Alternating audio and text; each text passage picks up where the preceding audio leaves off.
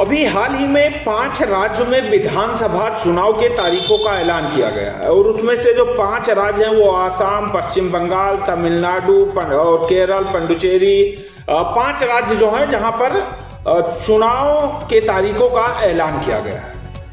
लेकिन सबसे बड़ा सवाल उठ रहा है चुनाव आयोग पर। चुनाव आयोग ज्ञानेश कुमार, जिस पर कांग्रेस पार्टी और अन्य विपक्षी दल के पार्टी लगातार सवाल खड़े कर रहे थे और कह रहे थे कि ये मिले हुए हैं, तमाम सारे आरोप लगा रहे थे।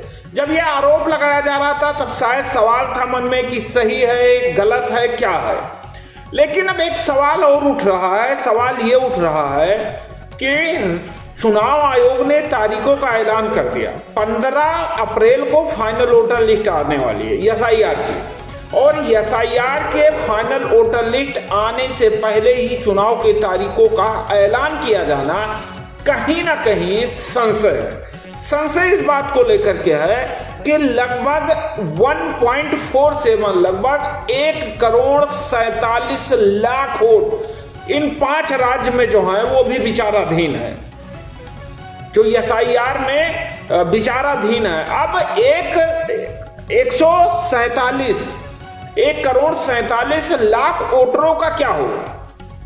ये सवाल सिर्फ पुडुचेरी, केरला, तमिलनाडु और पश्चिम बंगाल, आसाम का नहीं है। ये सवाल उत्तर प्रदेश में होने वाले पंचायत चुनाव पर भी उठ रहा है। ये सवाल 2027 में उत्तर प्रदेश के विधानसभा चुनाव जो होना है उस पर भी उठ रहा है। क्यों उठ रहा है हम आपको बताते हैं।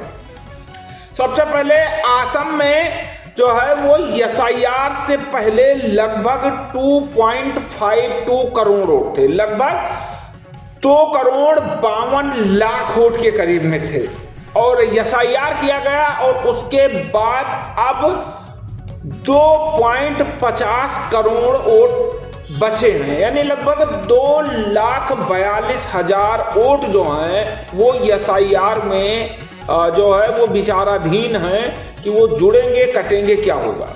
उसके बाद लगभग पश्चिम बंगाल की अगर बात करें तो लगभग 61 लाख वोट ऐसे हैं जो भी विचाराधीन में है, जहां वो पब्लिक, वो आदमी जो ये नहीं कंफर्म कर पा रहा है कि हम इस बार मतदान करेंगे या नहीं करेंगे, क्योंकि कहा जाता था कि पहले मतदान फिर जलपान। अब जो 61 लाख लोग हैं वो क्या करें?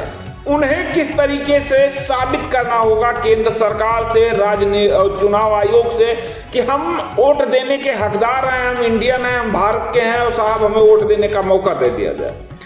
अब आपको एक बार पूरा आंकड़ा बता देते हैं। असम में लगभग 2.42 लाख, 2,42,000, 61 लाख वोट पश्चिम बंगाल में, तमिलनाडु में 74 लाख, केरल में 9 लाख, पुडुचेरी में लगभग 77,000 वोट जो है वो कटे हैं, नाम जो है वो कटे हैं, यानी 1,47,00,000 से ज्यादा नाम जो है वो काटे गए हैं। अब सबसे बड़ा सवाल यही है कि इन नामों का क्या होगा? जो नाम कटे हैं क्या इन्हें वोट देने का मौका मिलेगा या नहीं मिलेगा? नहीं मिलेगा तो क्यों नहीं मिलेगा? आपने समय क्यों नहीं दिया? क्या केंद्र सरकार के इशारे पर वाकई चुनाव आयोग चल रहा है? क्या ज्ञानेश कुमार वाकई केंद्र सरकार के गोदी में बैठकर फैसला कर रहे हैं? क्योंकि ये सवाल लगातार अब उठ रहा है कि एसआईआर का काम चल रहा है, फाइनल वोटर लिस्ट नहीं आई, और फाइनल वोटर लिस्ट आने से पहले ही चुनाव के तारीखों का ऐलान कैसे कर दिया गया? साहब सवाल एक नहीं है, सवाल और कई भी हैं। सवाल ये भी है कि आखिर इतना जल्दबाजी क्यों? चुनाव के तारीखों को लेकर इतना जल्दबाजी क्यों? क्या गड़बड़ हो रहा था कि जिससे लगा कि चुनाव जो है वो जल्द से जल्द कराया जाना जरूरी है, नहीं तो मामला जो है वो गड़बड़ हो जाएगा। पश्चिम बंगाल में लगभग डाटा है एसआईआर से पहले 7.66 करोड़ वोट थे, एसआईआर के बाद 7.05 करोड़ वोट हैं। 15 मार्च 2026 को 6.46 करोड़ वोट का बात जो है सामने है, यानी लगभग 60 लाख वोट ऐसे हैं जो अभी भी विचाराधीन में हैं। उनके समझ में नहीं आ रहा है कि हमें वोट करने का मौका मिलेगा या नहीं मिलेगा। 5 राज्यों में जो चुनाव के तारीखों का ऐलान है वो किया गया है, और इनमें आपको पता है असम, पश्चिम बंगाल और तमिलनाडु, केरल, पुडुचेरी, जहां जहां भी चुनाव होने हैं इसमें लगभग हर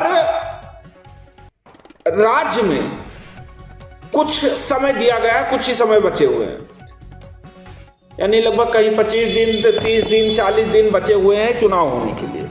अब ऐसे में इतने समय में ये सब कैसे हो पाएगा, ये बहुत बड़ा सवाल है साथियों। क्या लग रहा है आपको, क्या वाकई राज्य निर्वाचन के जो निर्वाचन आयोग है, चुनाव आयोग है, वो सरकार की गोदी में बैठकर काम कर रहा है?